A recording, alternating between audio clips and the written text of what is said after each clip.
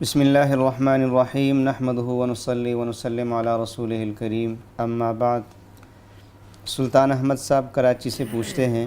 اگر امام رکوع میں جا کر تکبیر کہے تو اس سے نماز میں کوئی حرج تو نہیں آتا؟ نماز کی صحت میں تو فرق نہیں آئے گا، لیکن جو سنت طریقہ ہے وہ یہ ہے کہ یہ جو تکبیرات ہیں ان کو کہا جاتا ہے تکبیرات انتقالات، اور تکبیرات انتقالات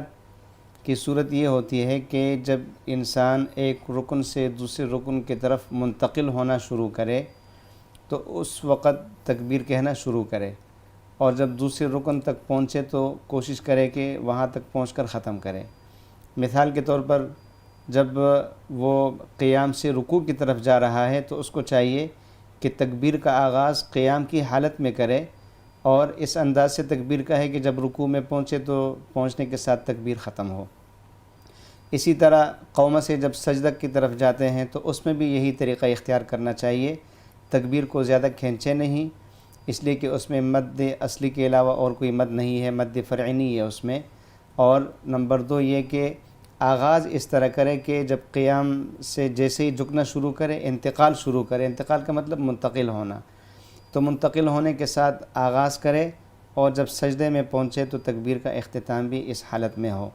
یہ انتقالات میں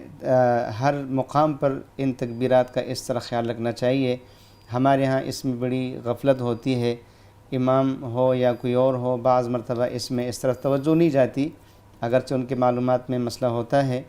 لیکن وہ رکوع میں پہنچ کر تکبیر کہہ دیتے ہیں، یا بعض مرتبہ سجدے میں پہنچ کر، یعنی ان کو چاہیے تھا کہ وہ قومہ سے تکبیر شروع کرتے لیکن سجدے میں پہنچ کر کے تکبیر کہہ دیتے ہیں۔ تو یہ اسی طرح جب سر اٹھاتے ہیں تو کھڑے ہو کر، سیدھے کھڑے ہو کر کے پھر سمع اللہ لمن حمدہ کہا جاتا ہے،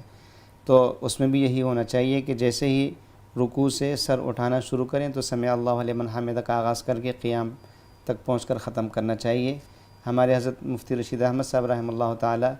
اس مسئلے پہ خاص طور پر توجہ دیتے تھے اور دلاتے تھے، اور فرماتے تھے کہ یہ تکبیرات انتقالات کہلاتے ہیں، اور انتقال کا مطلب ہی یہ ہے